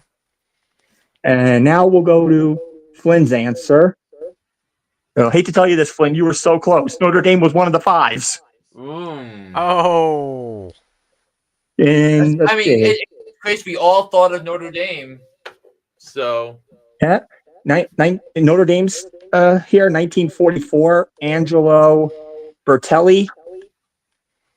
1946 was Frank Dantzweiss. 1950, Leon Hart. 1957, Paul Hornung. And then rounding out, 1972, Walt Paluski, which means the correct answer was USC with 6. Oh wow. So I'll rattle them off to you. Let's see. Let me scroll down here. Starting off in 1968, you had Ron Yary. 1969, O.J. Simpson. 1977, Ricky Bell. 1996, Keyshawn Johnson. Give me the damn ball. And then 2003, Carson Palmer. And then your most recent person, just last year broke the record. 2024, Caleb Williams. Caleb Williams. So Luke, very good, my friend. So good effort, guys. I know you guys were very close on that one. Yeah, I guess you were. It kind of surprised me a Yeah, I little bit. think the other team that had the other 5 was Oklahoma, I believe. Yeah, it's because they had Sam Bradford and Baker Mayfield and Kyler Murray, I think. Correct. So, were the other 2 in the same era as well, or Which other 2? for Oklahoma? Yeah, Oklahoma was one of the 5s. That was what I mentioned before. Yeah. I mean, there was Oklahoma A&M, but that's a separate one, so I'm not counting that. Oklahoma A&M is different.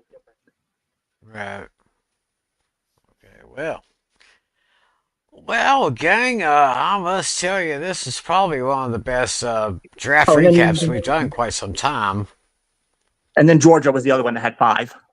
Georgia was the other one that had Yeah, 5. and Okay. Georgia had Trayvon Walker and Matthew Stafford in recent years. Am I correct? Correct. Yeah. Before that, though, was that's in the 50s and the 40s. So nothing beyond that.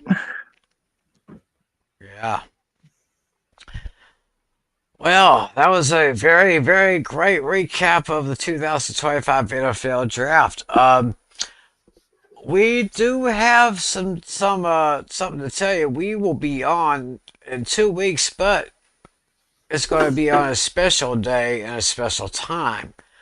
We will be reconvening here on Wednesday, May 14th, 10 p.m. Eastern, 9 p.m. Central, because on May 14th, that is when the NFL is going to release the official NFL 2025 schedule. Yes. And that means we're going to find out which team plays against each other for every week Yeah. all the way through the regular season. Yeah, So, and the thing we meant, and as I stressed so many times last year about the Steelers' bad draw because they had to play the Eagles, the Ravens, and the Chiefs in weeks 15 through 17, and they were non-competitive in those games. So that's gonna be an important show for us because I think who you play matters down the stretch of the season. So that's right. So y'all be looking for us when we come back here on May 14th, 10 Eastern, 9 Central for the NFL schedule reaction. The schedule release reaction show, that's what we'll call it. Yes. So it's going to be a very interesting show. Hooked on Sports with John Flynn, Apple iTunes, Spotify, TuneIn, wherever you find your podcast. I was listening to that show you did a couple of days ago. yeah. Great analysis for your draft right there. Yeah. So Yes, yeah, I did 2 episodes this week because I needed to touch on the NBA, the Stanley Cup playoffs, and of course Kentucky Derby Day is Saturday. right. So Yeah. Speaking of Stanley Cup, can't believe we're actually going to Game 7 against Colorado. yeah, if Colorado and Winnipeg winning their Game 7s, I would have gotten perfect 8 for 8 in picking series winners. So So Winnipeg eliminated Vegas. no, Winnipeg had the chance to eliminate the Blues tonight, but they lost. Oh. So they forced a Game 7. It's gonna be played. So they have a Game 7 too. Yeah, so 2 Game 7s. So the Game 7 between Dallas and Colorado is tomorrow. Game 7 between Winnipeg and St. Louis is on Sunday, and Denver is going to have 2 Game 7s at the same time because the Nuggets Clippers Game 7 in the NBA is on Saturday night as well, and then another Game 7 in the NBA on Sunday with the Warriors and the Rockets. The Rockets blew out the Warriors tonight in Game 6. Wow. But at least our Game 7 is back at the American Airlines Center, so at least we got a chance to close it out at home. But anyway, y'all check out Hooked on Sports where you find podcasts, because John Flynn is the man with the plan. Yes, Always indeed. has great material. And so with that, we will go ahead and close up this session of Fantasy Football Fever. A great draft recap. Can't wait to see how these teams work these draft picks in the weeks to come. So, great show, guys. Thank you guys for all your help, and thanks for bearing with me with my audiovisual problems. Hopefully soon I will get it figured out once and for all. We don't have to have any more of these problems. And I am so tired, I just want to go ahead and pack up and close up shop right now. So, thanks to my buddies. Thanks to all of you out there. Thanks to Luke, our friend over across the pond. Good friend, spread the word over there. We love y'all. This is why we do the show, because we love each and every one of you. So, on that happy note, for John Flynn, for John Natale, my name is Tim McClellan. Thanks for joining us, everyone. Have a great week. Enjoy the sports. God bless you all. And as always, be a good sport. See